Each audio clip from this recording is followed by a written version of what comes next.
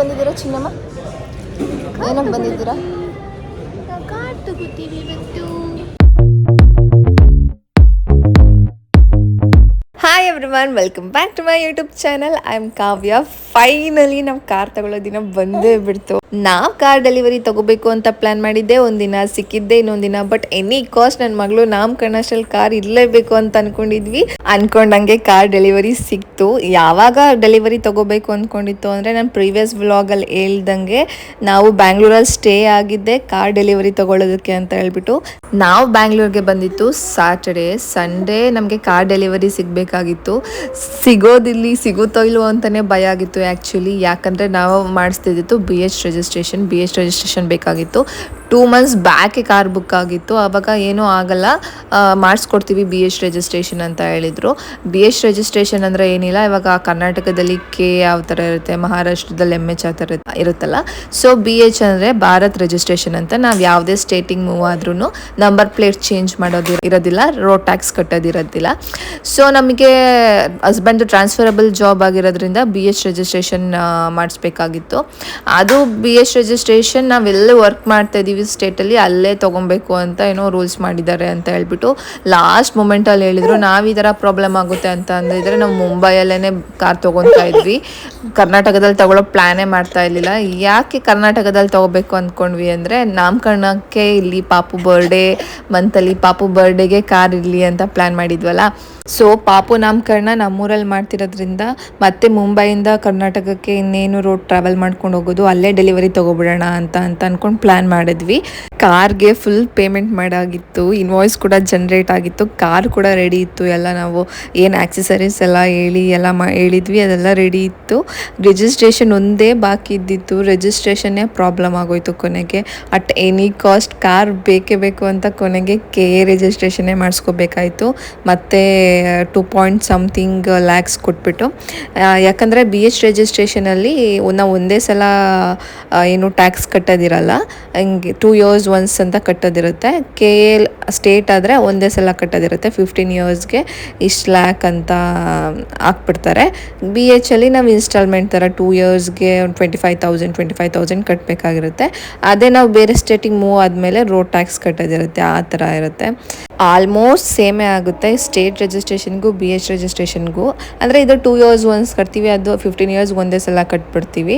ಹಂಗಾಗಿ ಏನಂದರೆ ಒಂದೇ ಸಲ ಜಾಸ್ತಿ ಅಮೌಂಟ್ ಕಟ್ಟೋದಿರಲ್ಲ ಅಂತ ಹೇಳ್ಬಿಟ್ಟು. ಇವಾಗ ನಮ್ಮ ಕಾರ್ಗೆ KA ರಿಜಿಸ್ಟ್ರೇಷನ್ಗೆ 2.5 ಲಕ್ಷ ಆಯಿತು ಅಂತ ಅಂದರೆ, ಇವಾಗ ದೊಡ್ಡ ಕಾರುಗಳಿಗೆಲ್ಲ 4 lakhs 10 lakhs ಅಲ್ಲಿ ತನಕನೂ ಇರುತ್ತೆ ಈ ರಿಜಿಸ್ಟ್ರೇಷನ್ಗೆ ಅಂತಲೇ ಹೇಳ್ಬಿಟ್ಟು.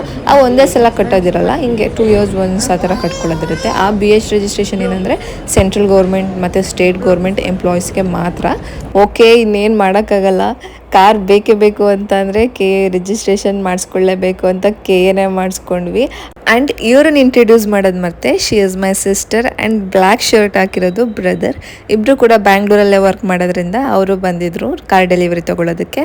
ಆಲ್ಮೋಸ್ಟ್ ಎಲ್ಲ ಕಾರ್ ಡೆಲಿವರಿ ತೊಗೊಳೋಕ್ಕೂ ಮುಂಚೆನೇ ಹೋಗಿ ಎಲ್ಲ ಆಕ್ಸೆಸರೀಸ್ ಕರೆಕ್ಟಾಗಿದೆಯಾ, ಎಲ್ಲ ಗಾಡಿ ಪ್ರಾಪರ್ ಕಂಡೀಷನಲ್ಲಿ ಇದೆಯಾ ಅಂತ ಚೆಕ್ ಮಾಡ್ಕೊಂಬರ್ತಾರೆ. ನಾವು ಡೈರೆಕ್ಟ್ ಹೋಗಿದ್ದೆ ಡೆಲಿವರಿ, ಕಾರ್ ಚೆಕ್ಕೇ ಮಾಡಿರಲಿಲ್ಲ. ಸೊ ಅದಕ್ಕೆಲ್ಲ ತೋರಿಸ್ತಾ ಇದ್ರು ಏನೇನು ಆಕ್ಸೆಸರೀಸ್ ಎಲ್ಲ ಇದೆ ಹಾಕಿರೋದೆಲ್ಲ. ತುಂಬ ಕಾರ್ ಡೆಲಿವರೀಸ್ ಇದ್ದಿತ್ತು. ನಾವು ತೊಗೊಂಡಿದ್ದು ಫ್ರೈಡೇ ಡೆಲಿವರಿ. ತುಂಬ ಒಳ್ಳೆಯ ದಿನ ಅನಿಸುತ್ತೆ. 35+ ಕಾರ್ ಡೆಲಿವರಿ ಮಾಡಿದರಂತೆ ಅದೊಂದೇ ದಿನ. ತುಂಬ ಜನ ಡೆಲಿವರಿ ತೊಗೊತಿದ್ರು car. Back to back car delivery ಇತ್ತು. ಬೈ ದ ವೇ, ನಾವು ಯಾವ ಕಾರ್ ತೊಗೊಂಡಿತ್ತು ಅಂದರೆ Toyota Hyryder S variant manual ತೊಗೊಂಡ್ವಿ. ಆನ್ ರೋಡ್ ಪ್ರೈಸ್ ಎಷ್ಟಾಯಿತು, ಶೋರೂಮ್ ಪ್ರೈಸ್ ಏನಿತ್ತು, ನಾವು ಯಾಕೆ ಈ ಕಾರ್ನ ತೊಗೊಂಡ್ವಿ ಅಂತ ಎಲ್ಲ ಇನ್ನೊಂದು ಸಪ್ರೇಟ್ ವೀಡಿಯೋನೇ ಮಾಡ್ತೀನಿ. ನಿಮಗೆ ತಿಳ್ಕೊಳ್ಳೋ ಇಂಟ್ರೆಸ್ಟ್ ಇದ್ದರೆ ಪ್ಲೀಸ್ ಕಮೆಂಟ್ ಮಾಡಿ.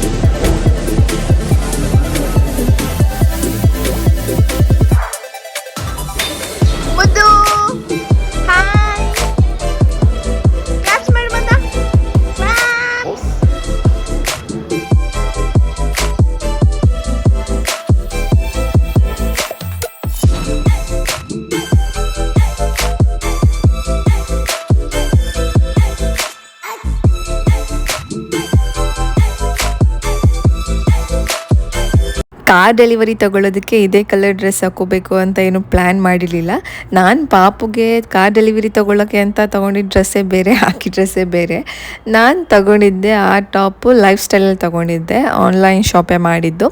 ಆ್ಯಂಡ್ ನಾನು ಆ ಕಲರ್ ಹಾಕ್ಕೊತಿದ್ದೀನಿ ಅಂತ ಹಸ್ಬೆಂಡ್ ಕೂಡ ಅವ್ರ ಹತ್ರ ಸೇಮ್ ಕಲರ್ ಶರ್ಟ್ ಇತ್ತಂತ ಅವರು ಅದನ್ನೇ ಹಾಕ್ಕೊಂಡ್ರು. ಆ್ಯಂಡ್ ಪಾಪುಗೂ ನನ್ನ ತಂಗಿ ವೆಸ್ಟ್ ಸೈಡಲ್ಲಿ ತಂದಿದ್ಲು ಆ ಡ್ರೆಸ್ನ, ಅದು ಕೂಡ ಮ್ಯಾಚ್ ಆಗ್ತಿತ್ತಲ್ಲ. ಸೊ ಎಲ್ಲ ನೀಟಾಗಿ ಮ್ಯಾಚ್ ಆಯಿತು, ಎಲ್ಲ ಕರೆಕ್ಟಾಗಿ ಮ್ಯಾಚ್ ಆಗ್ತಿತ್ತು. ಕಲರ್ ವೈಟ್ ಕಾರ್ ಇದ್ದಿದ್ದರಿಂದ ನಾವು ಆ ಥರ ಲೈಟ್ ಶೇಡ್ ಡ್ರೆಸ್ ಹಾಕಿದ್ರಿಂದ ಎಲ್ಲ ನೀಟಾಗಿ ಮ್ಯಾಚ್ ಆಗ್ತಿತ್ತು, ಎಲ್ಲರೂ ಚೆನ್ನಾಗಿ ಕಾಣಿಸ್ತಾ ಇದ್ವಿ.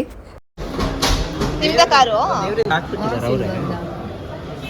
ಸಿಲ್ವರ್ ಅಂತ ಅದು ಯಾವುದು ಬ್ರ್ಯಾಂಡ್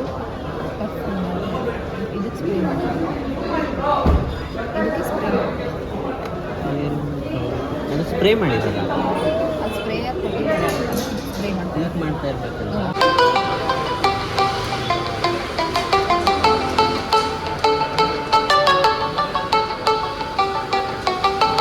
ಕಾರ್ ಡೆಲಿವರಿ ಎಲ್ಲ ಸ್ಮೂತಾಗಿ ಆಯಿತು, ಚೆನ್ನಾಗಾಯಿತು. ಶೋರೂಮ್ ಅವರೇ ಕೇಕ್ ತರಿಸಿದ್ರು ಆ್ಯಂಡ್ ಕಂಗ್ರಾಸ್ ಅಂತ ಫ್ಲವರ್ ಕೊಟ್ಟರು ಆ್ಯಂಡ್ ಬ್ಲಾಸ್ಟ್ ಎಲ್ಲ ಮಾಡಿದರು. ಆದರೆ ಕಾರ್ ಕವರ್ ಒಂದು ಮಿಸ್ ಆಯಿತು. ಅವರು ಕವರ್ ವಾಶಿಗೆ ಕೊಟ್ಟಿದ್ದೀವಿ ಅಂತ ಅದೊಂದು ಕಾರ್ ಕವರ್ ಮಾಡೋಕ್ಕಾಗಲಿಲ್ಲ. ಅದು ಬಿಟ್ಟರೆ ಇನ್ನೆಲ್ಲ ಚೆನ್ನಾಗಾಯಿತು. ಆ್ಯಂಡ್ ಕೇಕ್ ಟೇಸ್ಟ್ ಕೂಡ ತುಂಬ ಚೆನ್ನಾಗಿತ್ತು. ಅಲ್ಲೆಲ್ಲ ಖಾಲಿ ಮಾಡಿಬಿಟ್ಟೆ, ಅಲ್ಲೇ ಎಲ್ಲ ಸ್ಟಾಫಿಗೆಲ್ಲ ಕೊಟ್ಬಿಟ್ಟು ನಾವು ತಿಂದ್ಬಿಟ್ಟು, ಇನ್ನು ನನ್ನ ತಂಗಿನೂ ಒಂದು ಕೇಕ್ ತಂದಿದ್ಲು, ಅದನ್ನು ಮನೆಗೆ ತೊಗೊಂಡೋದ್ರೆ ಆಯಿತು ಅಂತ ಹೇಳ್ಬಿಟ್ಟು. ಸೊ ನಂಬರ್ ಪ್ಲೇಟೆಲ್ಲ ಅಲ್ಲೇ ಫಿಕ್ಸ್ ಮಾಡಿಕೊಟ್ರು. ನಾವು ಕಾರ್ ಡೆಲಿವರಿ ತೊಗೊಂಡು ಸಂಜೆ ಆಗಿದ್ದರಿಂದ ಕಾರ್ನ ಶೋರೂಮಿಂದ ಹೊರಗಡೆ ತಂದಿದ್ದೆ 7 ಗಂಟೆ ಆಗೋಯಿತು. ಆ್ಯಂಡ್ ನಾವು ಬ್ಯಾಂಗ್ಳೂರಿಂದ ಮತ್ತೆ ಚನ್ನರಾಯಪಟ್ಟಣಕ್ಕೆ ಟ್ರಾವೆಲ್ ಮಾಡಬೇಕಿತ್ತು. Almost 3 hours travel. ಅದು ಮತ್ತೆ ಲೇಟ್ ಆಗುತ್ತೆ ಮನೆಗೆ ಹೋಗೋಕ್ಕೆ ಅಂತ ಹೇಳ್ಬಿಟ್ಟು, ಪಾಪು ಬೇರೆ ಇತ್ತಲ್ಲ, ಪಾಪುಗೆ ಊಟ ಎಲ್ಲ ಮಾಡಿಸ್ಬೇಕಲ್ಲ. ಸೊ ಅದಕ್ಕೇ ನಾವು ಅಂದ್ಕೊಂಡ್ವಿ ಟೈಮ್ ಇದ್ದರೆ ಬ್ಯಾಂಗ್ಳೂರಲ್ಲೇ ಅಲ್ಲೇ ಟೆಂಪಲ್ಗೆ ಹೋಗ್ಬಿಟ್ಟು ಪೂಜೆ ಮಾಡಿಸೋಣ ಅಂತ. ಟೈಮ್ ಆಗಲಿಲ್ಲ ಅಂತ ಹೇಳಿದ್ರೆ ಅಲ್ಲೇ ನಾವೇ ಪೂಜೆ ಮಾಡಿಕೊಂಡು ಬರೋಣ ಅಂತ ಅಂದ್ಬಿಟ್ಟು ನಾನು ಅಲ್ಲೇ ಚನ್ನರಾಯಪಟ್ಟಣದಲ್ಲೇ ಟೆಂಪಲಲ್ಲಿ ಪೂಜೆ ಮಾಡಿಸ್ಕೊಂಡು ನಿಂಬೆಹಣ್ಣಿಗೆ ಪೂಜೆ ಮಾಡಿಸ್ಕೊಂಡು ತೊಗೊಂಡೋಗಿದ್ದೆ. ಸೊ ಅಲ್ಲೇ ನಾನು ಸ್ವಲ್ಪ ಪೂಜೆ ಮಾಡಿಬಿಟ್ಟು ನಿಂಬೆಹಣ್ಣೆಲ್ಲ ಇಟ್ಬಿಟ್ಟು ಕಾರ್ ಮೂವ್ ಮಾಡಿದ್ವಿ. ಆ್ಯಂಡ್ ನಾವು ಬ್ಯಾಂಗ್ಳೂರಲ್ಲಿ ಏನಕ್ಕೆ ಡೆಲಿವರಿ ತೊಗೊಂಡಿತ್ತು ಅಂತ ಹೇಳಿದರೆ, ನಾನು ಮೊದಲೇ ಹೇಳಿದ್ನಲ್ಲ BH ರಿಜಿಸ್ಟ್ರೇಷನ್ ಬೇಕಿತ್ತಂತ. ನಾನು ಫಸ್ಟ್ ವಿಚಾರಿಸಿದ್ದೆ ಹಾಸನಲ್ಲೂ BH ಆಗಲ್ಲ, RTO ಹೋದವ್ರು ಪ್ರಾಬ್ಲಮ್ ಮಾಡ್ತಾರೆ ಅಂತ ಹೇಳಿದ್ರು. ಆ್ಯಂಡ್ ಚಿಕ್ಕಮಂಗ್ಳೂರಲ್ಲಿ ವಿಚಾರಿಸಿದ್ವಿ ಹಸ್ಬೆಂಡ್ ಹೋಮ್ ಟೌನಲ್ಲಿ, ಅವರು ಕೂಡ ಅದೇ ರೀಸನ್ ಹೇಳಿದರು. ಬ್ಯಾಂಗ್ಳೂರಲ್ಲಿ ನಮ್ಮ ಫ್ರೆಂಡ್ ಒಬ್ಬರು, ಅವರು ಕೂಡ ಬ್ಯಾಂಗ್ಳೂರಲ್ಲೇ ತೊಗೊಂಡಿದ್ರು, ಅವ್ರಿಗೂ BH ರಿಜಿಸ್ಟ್ರೇಷನ್ ಮಾಡಿಕೊಟ್ಟಿದ್ರು. ಮಾಡಿಕೊಡ್ತೀವಿ ಅಂತ ಹೇಳಿದ್ಕೆ ಬ್ಯಾಂಗ್ಳೂರಲ್ಲಿ ಕನ್ಫರ್ಮ್ ಮಾಡಿದ್ವಿ. ಇಲ್ಲಾಂದರೆ ನಾವು ಬ್ಯಾಂಗ್ಳೂರಲ್ಲಿ ಕಾರ್ ಡೆಲಿವರಿ ತೊಗೊಳ್ಳೋ ಪ್ಲ್ಯಾನೇ ಇರ್ತಿಲ್ಲ, ಅಲ್ಲೇ ನಿಯರ್ ಬೈ ಯಾವುದಾದ್ರೂ ಸಿಟಿಯಲ್ಲಿ ತೊಗೊಬೋದಿತ್ತು. ಇವಾಗ ಬ್ಯಾಂಗ್ಳೂರಲ್ಲೇ ಡೆಲಿವರಿ ತೊಗೊತಿರೋದ್ರಿಂದ ಮತ್ತೆ ಟ್ರಾವೆಲ್ ಮಾಡಬೇಕಲ್ಲ, ಅದು ದೂರ. ಸೊ ಅದಕ್ಕೆ ಪೂಜೆ ಗೀಜೆ ಏನು ಮಾಡಿಸ್ಕೊಳ್ಳಿಲ್ಲ, ಅಲ್ಲಿ ಟೆಂಪಲ್ಗೆ ಹೋಗಿ ನಾವೇ ಪೂಜೆ ಮಾಡ್ಕೊಂಡು ಹೊರಟ್ವಿ. ಆ್ಯಂಡ್ ನಾಮಕರಣ ಇದ್ದಿದ್ದು ಸಂಡೇ, ನಾವು ಕಾರ್ ಡೆಲಿವರಿ ತೊಗೊಂಡಿದ್ದು ಫ್ರೈಡೇ. ಸಿಸ್ಟರ್ ಆ್ಯಂಡ್ ಬ್ರದರ್ ಕೂಡ ಲೀವ್ ಹಾಕ್ಕೊಂಡಿದ್ರಲ್ಲ, ಅವರು ಕೂಡ ಜೊತೆಗೆ ಬಂದರು ಮನೆಗೆ.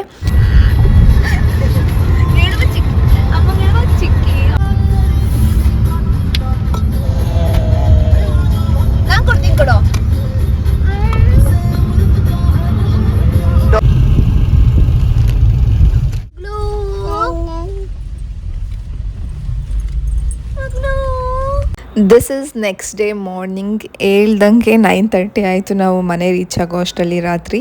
ಸೊ ಮಾರ್ನಿಂಗ್ ಇವತ್ತು ಸ್ಯಾಟರ್ಡೆ, ಅದಕ್ಕೆ ಕಾರ್ನ ಪೂಜೆ ಮಾಡಿಸ್ಕೊಬರೋಣ ಅಂತ ಆಂಜನೇಯ ದೇವಸ್ಥಾನಕ್ಕೆ ಹೋಗ್ತಾ ಇದ್ದೀವಿ. ಇಲ್ಲೇ ತಗೊಳ್ಳಿ ಬಾಳೆಹಣ್ಣು, ದೊಡ್ಡದೇನಿಲ್ವ ಇಲ್ಲ ಯಾರ.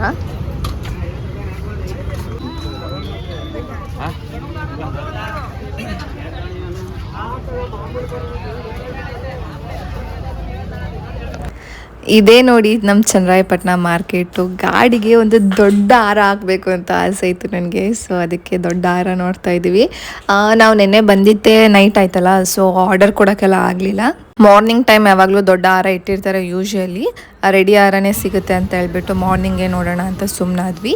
ಸೊ ಅದಕ್ಕೆ ಮಾರ್ಕೆಟ್ಗೆ ಹೋಗಿ ಒಂದು ದೊಡ್ಡ ಹಾರ ತೊಗೊಂಡ್ವಿ. ದೊಡ್ಡದು ಅಂದರೆ ಏನು ಜಾಸ್ತಿ ದುಡ್ಡಿಂದಲ್ಲ, ನಮ್ಮ ಕೈಲಿ ಎಷ್ಟಾಗುತ್ತೆ ಅಷ್ಟು ದೊಡ್ಡ ಹಾರ ತೊಗೊಂಡ್ವಿ ಅಷ್ಟೇ.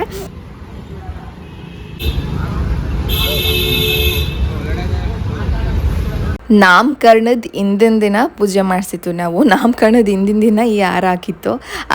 ಶನಿವಾರ ಅಷ್ಟೇ ಒಂದೇ ದಿನ ಇದ್ದಿತ್ತು ಈ ಹಾರ. ಮತ್ತೆ ಭಾನುವಾರ ನಾಮಕರಣಕ್ಕೆ ನನ್ನ ತಮ್ಮ ಇನ್ನೊಂದು ಹೊಸ ಹಾರ ತೊಗೊಬಂದಿದ್ದ ದೊಡ್ಡದು ಅಂತ ಹೇಳ್ಬಿಟ್ಟು, ಫ್ರೆಶ್ ಆಗಿರಲಿ ಫಂಕ್ಷನ್ ದಿನ ಅಂತ ಹೇಳ್ಬಿಟ್ಟು. ಏನೇ ಹೊಸ ಕಾರ್ ಆದ್ರೂ ಹಾರ ಹಾಕಿಲ್ಲ ಅಂದರೆ ಕಳೆನೇ ಇರಲ್ಲ ನೋಡಿ ಕಾರ್ಗೆ. ಮುಂಚೆ ಕಾಣಿಸ್ತಿತ್ತು, ಹಾರ ಹಾಕಿದ್ಮೇಲೆ ಎಷ್ಟು ಕಳೆ ಬಂತು ಅಂತ ಹೇಳ್ಬಿಟ್ಟು.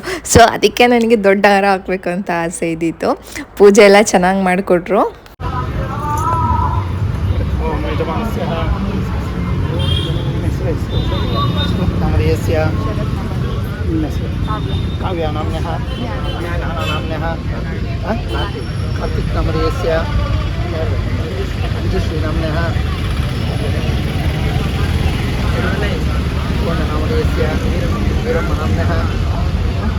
गीता नाम्नः रमेश कमलस्य सर्वेषां कुमारमाञ्जनेयस्वामिकृपाकरक्षा कुलदेवता इष्टदेवता विजयदेवी आयुधा प्रमुखा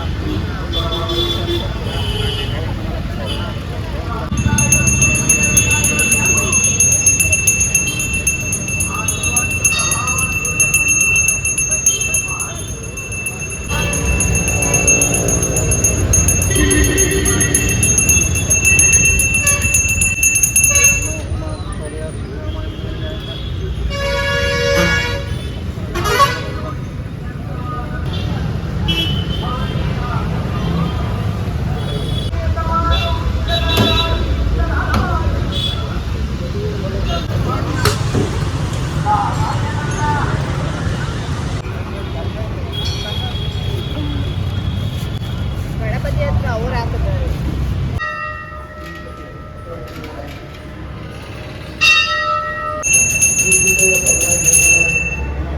ಇನ್ನು ನನ್ನ ಮಗಳು ಹುಟ್ಟಿದ್ಮೇಲೆ ಕಾರ್ ತೊಗೊಂಡಿದ್ದೀವಿ ಅನ್ನೋದು ತುಂಬಾ ಖುಷಿ. ಇಷ್ಟು ದಿನ ಊರ ಕಡೆ ಹೋದಾಗೆಲ್ಲ ನಮ್ಮ ಮಾವಂದು ಅಂದರೆ ಹಸ್ಬೆಂಡ್ ಅವ್ರ ಅಪ್ಪಂದು ಕಾರ್ ಇತ್ತು. ಸೊ ಅದನ್ನೇ ಯೂಸ್ ಮಾಡ್ತಾಯಿದ್ವಿ. ಕಾರ್ ತೊಗೋಬೇಕಂತಲೇ ಅನಿಸಲಿಲ್ಲ, ಯಾಕಂದರೆ ನಮ್ಮದು ಟ್ರಾನ್ಸ್ಫರಬಲ್ ಜಾಬ್ ಆಗಿರೋದ್ರಿಂದ ಬೇರೆ ಸ್ಟೇಟಲ್ಲಿ ಇರ್ತೀವಿ. ಸ್ವಲ್ಪ ಊರ ಕಡೆ ಹೋಗ್ಬೇಕಂದ್ರೆಲ್ಲ ಸ್ವಲ್ಪ ಗಾಡಿ ತೊಗೊಂಡೋಗಿ ಕಷ್ಟ ಅಲ್ವಾ ಅಂತ. ಬಟ್ ನಮ್ಮ ಮಗಳು ಹುಟ್ಟಿದ್ಮೇಲೆ ಕಾರ್ ತೊಗೊಳ್ಳೇಬೇಕಂತ ಅನ್ನಿಸ್ತು. ಅಂದ್ಕೊಂಡ ತಕ್ಷಣ ಎಷ್ಟು ಬೇಗ ದುಡ್ಡು ಅರೇಂಜ್ ಆಯ್ತು ಅಂತಂದರೆ ನಮಗೆ ಆಶ್ಚರ್ಯ ಆಯಿತು. ಅಂದ್ಕೊಂಡ ತಕ್ಷಣ ಇಷ್ಟು ಬೇಗ ಆಗೋಯ್ತಲ್ಲ ಅಂತ ಹೇಳ್ಬಿಟ್ಟು 3 months ಬ್ಯಾಕೆ ಕಾರ್ ಬುಕ್ ಆಗಿತ್ತು. ಬಟ್ ಆದರೆ ಪಾಪು ಬರ್ಡೇ ಟೈಮಲ್ಲಿ ನಾಮಕರಣ ಟೈಮಲ್ಲೇ ಕಾರ್ ತೊಗೋಬೇಕು ಅಂತ ಪ್ಲ್ಯಾನ್ ಇತ್ತು. ಸೊ ಅದಕ್ಕೆ ಸ್ವಲ್ಪ ನಿಧಾನ ಆಯಿತು. ಆ್ಯಂಡ್ ತಮ್ಮ ಪಾಪುಗೆ ಏನಾರು ಕೊಡಿಸ್ತೀನಿ ಅಂತ ಹೇಳ್ದೆ.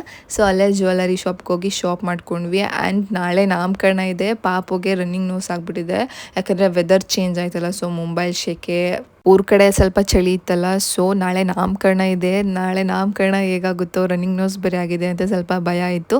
ನಾಮಕರಣ ಹೇಗಾಯಿತು ಅಂತ ಹೇಳ್ತೀನಿ ನೆಕ್ಸ್ಟ್ ವೀಡಿಯೋದಲ್ಲಿ. ಅಂಟಿಲ್ ದೆನ್ ಬಾಯ್.